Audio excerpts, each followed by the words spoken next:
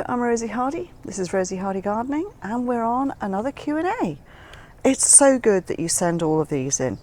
Right, what is the best place, soil type, to grow Japanese anemones? I have read various things saying they need full sun and also part shade.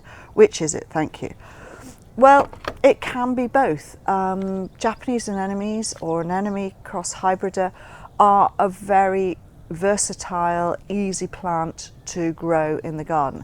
Now, I know some people are going to say, oh, I can't get them going, and that is always the case with quite a lot of plants. There will always be some garden where a plant does not grow, but usually the anemone hybrida will be a very easy plant, and they can be positioned.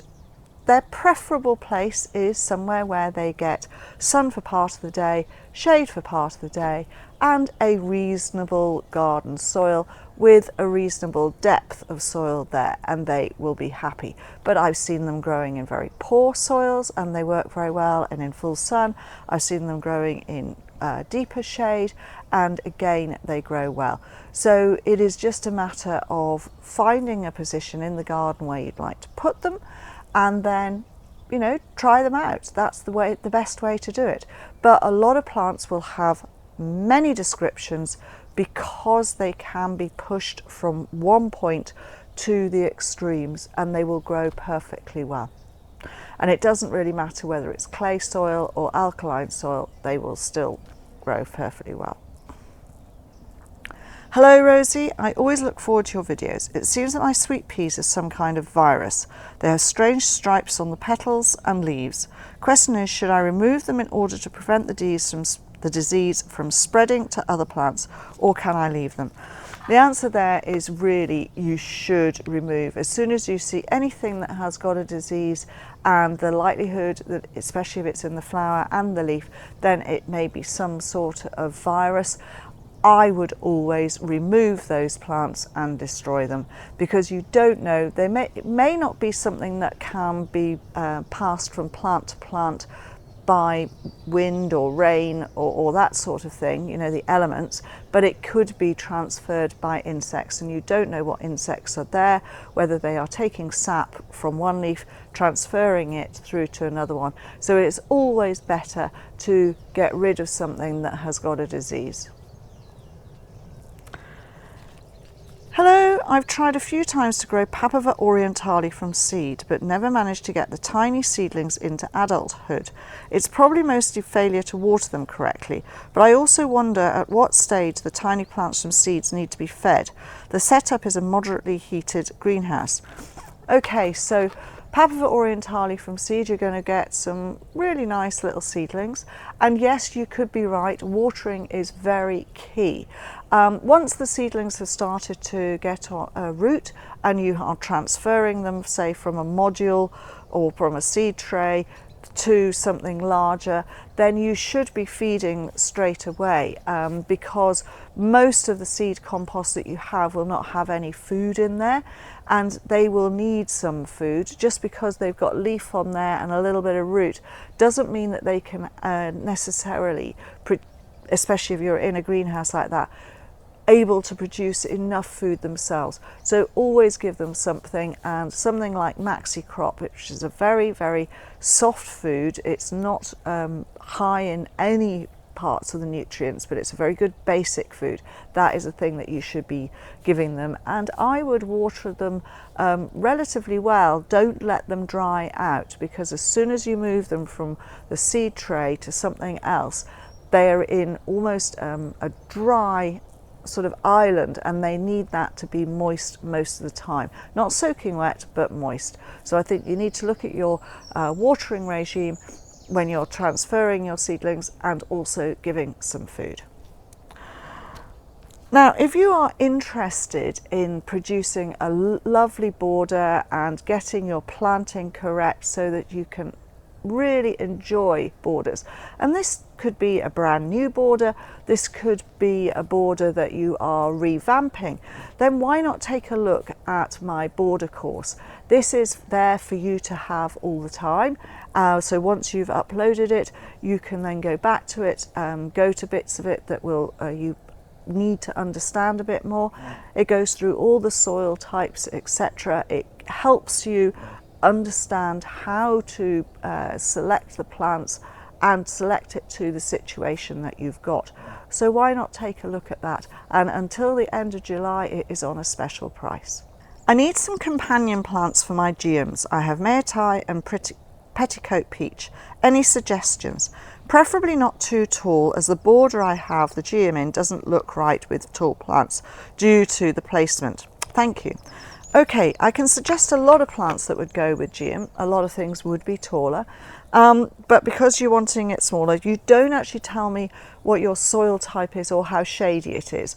But I'm going to assume that your Geums are in reasonable soil and that they're getting a good amount of light. Also, you don't say whether you're in the UK or USA, because that can make a difference.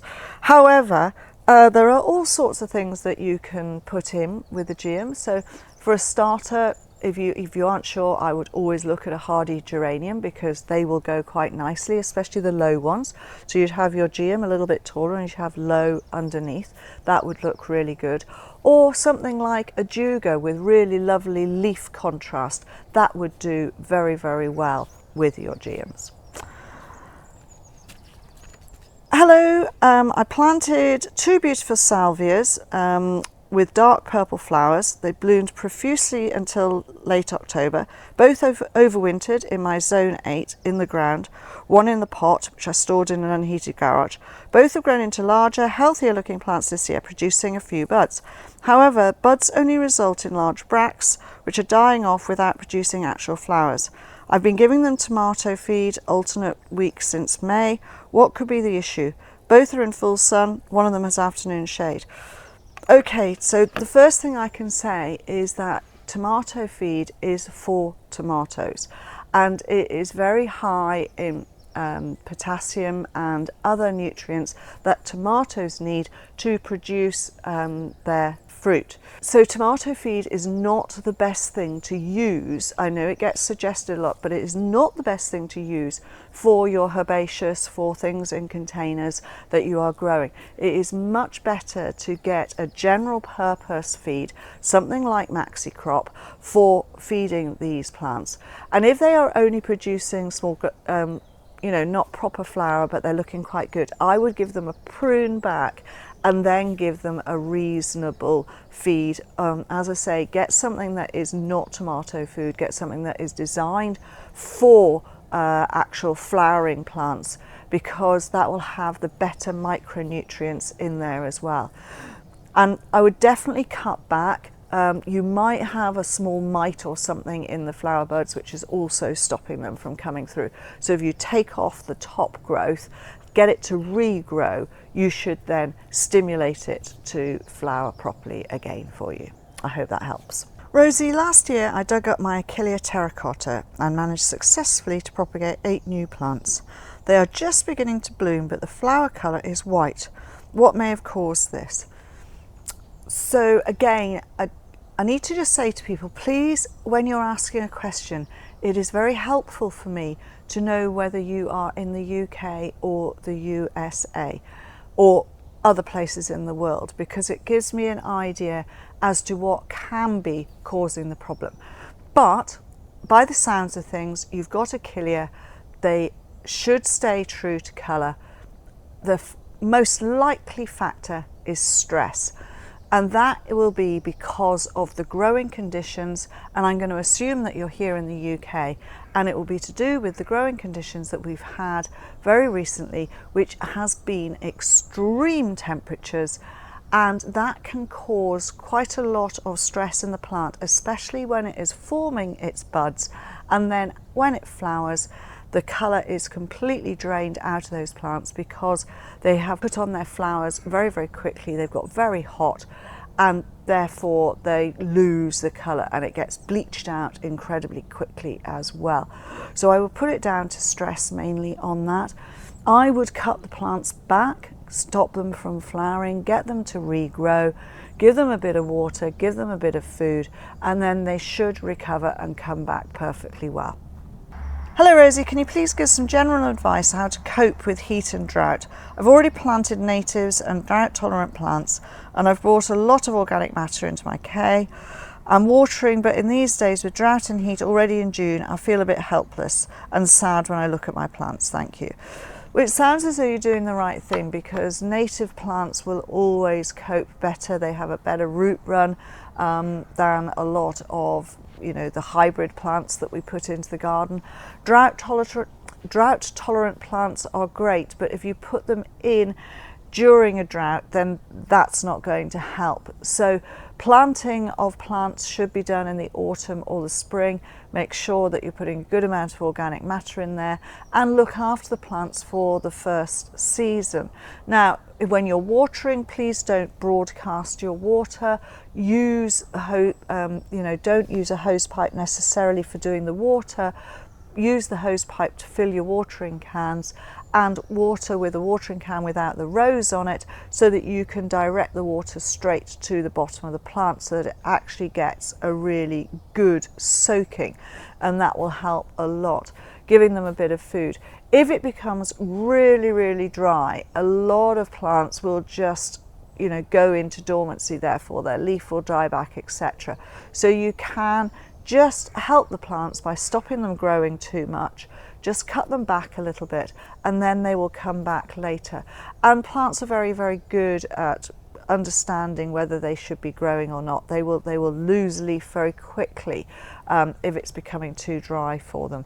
But carry on what you're doing. It sounds the right solution. Hi Rosie, firstly thank you for the videos. I have 2 Euphorbia segueriana. I've had one for 2 years, the other was planted earlier this year. Both are flowering, appearing healthy, and are standing upright.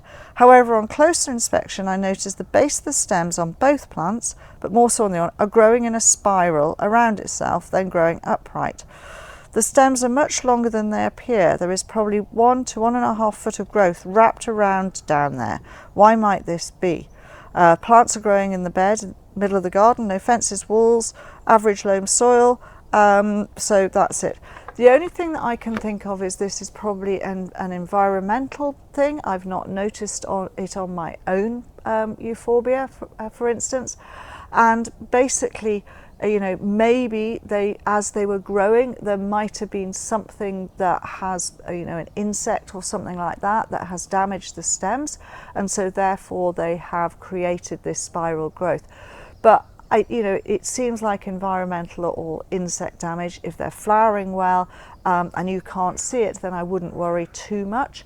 At the end of the season, when you're tidying up, cut away all of that growth and then see whether they come back perfectly straight the following year. That's all I can suggest. I've not heard of it before, but I'm sure it's environmental. Hi Rosie, I love propagating plants, and I'm usually fairly successful getting my cuttings to root. Where I seem to fail is growing them on. Generally don't fertilise my plants when I'm growing on. I'm wondering if something I should start doing.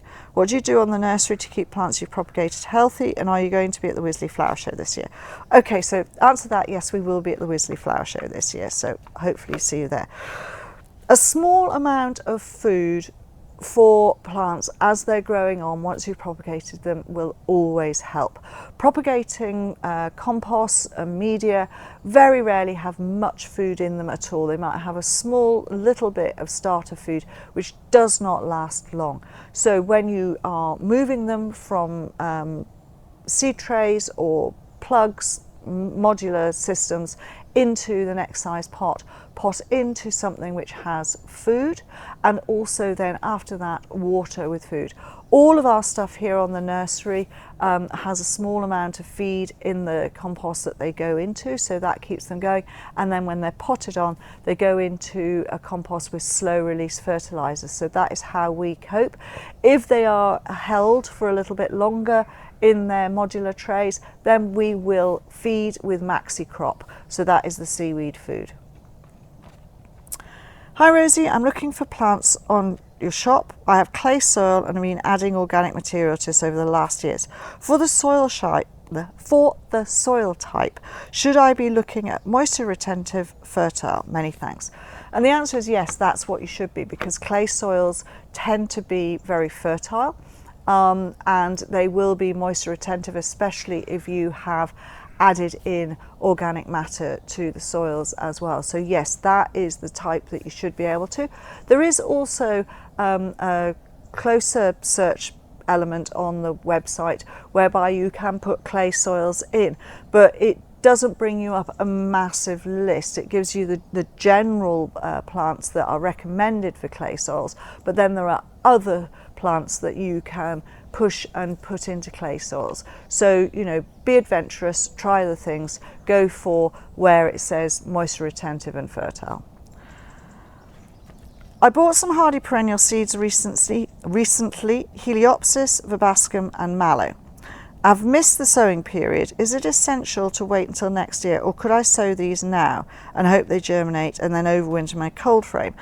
So, you know, these plants will be setting their seeds at, most of these are sort of late summer flowering, so therefore their seed would be setting and they would naturally be dropping their seeds in the autumn or in the spring. So, you know, just because the packet says sow it at this date, you can still sow at different times, because you will be putting them into a container, you will be watering them, you'll be giving them enough light, and therefore they will have the conditions to germinate, and then you can carry on. So definitely, you know, try it. You don't have to put everything in, try a little bit so that you do a few now. And yes, you've got a cold frame, so you can overwinter young plants in there. Keep some, do some in the spring. That's perfectly fine. You can successionally sow the majority of seeds, and sometimes, you know, some of these plants, they probably want a little bit of cold. So if you sow them, put them into your cold frame, they get some winter cold, you find that you get really good germination in the spring. Hope that helps you. Thank you very much for watching, and please do subscribe to the channel. If you want to watch another video of mine, YouTube thinks this one is perfect for you.